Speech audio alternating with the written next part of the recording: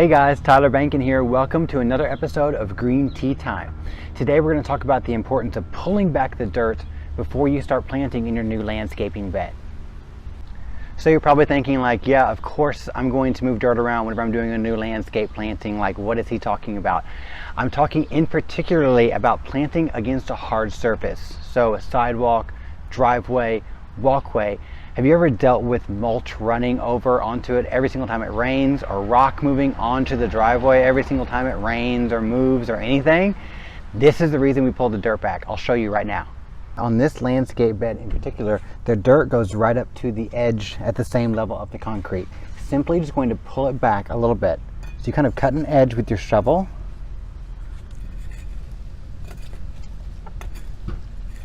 Okay, so now you've created a little trench. So this allows to catch the rock or the mulch as it comes down and allows the concrete to be the edge for this side of the bed. All right guys, that does it for this episode of Green Tea Time. Hopefully you'll prevent any future washouts by moving the dirt back before you start your planting.